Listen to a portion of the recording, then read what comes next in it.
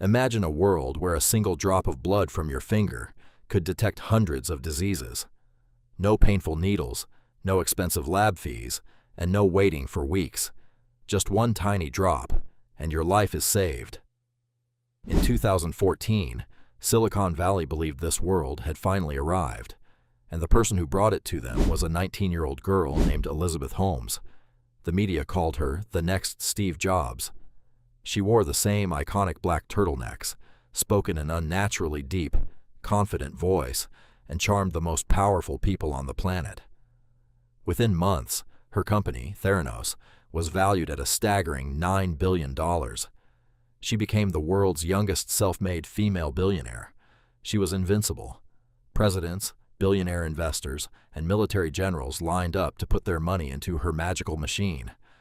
But behind the glamorous magazine covers and the high-tech laboratory doors lay the most audacious, dangerous, and cold-blooded lie in tech history. Theranos had a secret.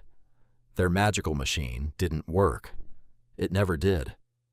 The entire $9 billion empire was built on a myth. The story began in 2003. At just 19 years old, Elizabeth Holmes dropped out of the prestigious Stanford University to eliminate the fear of needles in medical science. She founded Theranos. Elizabeth knew that to sell an idea in Silicon Valley, you need to tell a big, beautiful dream. She claimed that their machine, called Edison, could perform hundreds of medical tests using just a single drop of blood. But there was one major problem. Science is not that easy. The Edison machine kept giving completely wrong results, and sometimes it even broke down inside the lab. Inside the beautifully designed black box of the Edison machine, there was no futuristic technology. It was literally just a cheap, modified robotic arm glued together with parts bought from regular stores. It was so unstable that during live demonstrations for billionaires, the machine would often glitch or freeze. To hide this, Elizabeth would secretly have her staff take the blood samples out of the room through a back door and test them on traditional commercial machines. If the science wasn't working, her marketing was world-class. She brought former U.S. Secretaries of State, George Shultz and Henry Kissinger, onto her company's board. These high-profile men knew nothing about the science, but they blindly believed Elizabeth's extreme confidence. Using their names, Elizabeth raised nearly $700 million from top investors. With millions of dollars in the bank, Theranos grew, but so did the paranoia. Theranos wasn't run like a tech company. It was run like a paranoid cult. Elizabeth and her partner, Sunny Balwani, hired private investigators to tail their own employees. Anyone who asked too many questions was instantly fired and threatened with massive lawsuits. Employees were banned from talking to colleagues in different departments, ensuring that no one could piece together the giant lie. In 2014, she signed a deal with the famous pharmacy chain, Walgreens. Everyday Americans finally started testing their blood at Theranos wellness centers. Since their own Edison machines did not work, Theranos secretly ran the patient's blood samples on commercial machines bought from other companies, like Siemens. But a single drop of blood wasn't enough for regular machines, so they secretly diluted the blood with water or other chemicals to increase its volume. The fraud reached a point of absolute absurdity.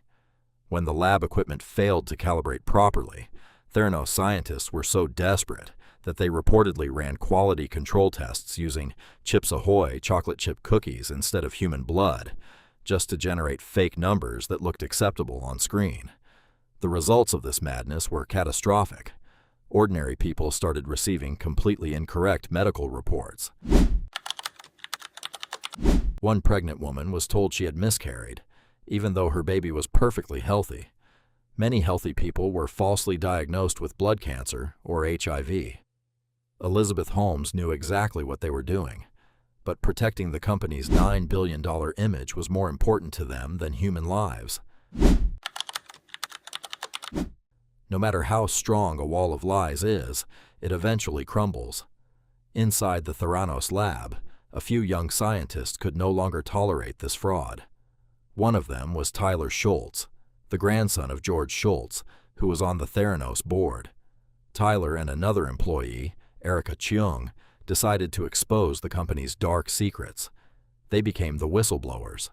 They secretly contacted John Carreyrou, a famous investigative journalist for the Wall Street Journal. For months, Carreyrou secretly interviewed former doctors and scientists of Theranos to gather concrete evidence. In October 2015, John Carreyrou published his explosive report in the Wall Street Journal. It triggered a massive earthquake in Silicon Valley. The report clearly proved that Theranos' technology was nothing but a fake drama. After the report came out, Elizabeth Holmes appeared on television, desperately trying to hide the truth. She famously said, "First they think you're crazy, then they fight you, and then all of a sudden you change the world." But this time, no one fell for her charm. U.S. government agencies raided the Theranos labs and caught all the fraud red-handed. In 2018, Theranos was shut down forever. The $9 billion paper palace vanished into thin air. In 2022, following a historic trial, Elizabeth Holmes and Sunny Balwani were convicted of fraud and conspiracy. This once celebrated youngest female billionaire was sentenced to 11 years in prison. Currently, Elizabeth Holmes is serving her time in a federal prison in Texas. Silicon Valley has a famous motto, "Fake it until you make it." But Elizabeth Holmes forgot that while a software bug just annoys people, a medical science bug can take human lives. Elizabeth Holmes was destroyed by her own greed. But did you know that another massive food giant played with human psychology and started a dirty corporate war just to control America's breakfast market? In the next video, we will look into the unbelievable story of the Great Breakfast War. Don't forget to subscribe. See you in the next story.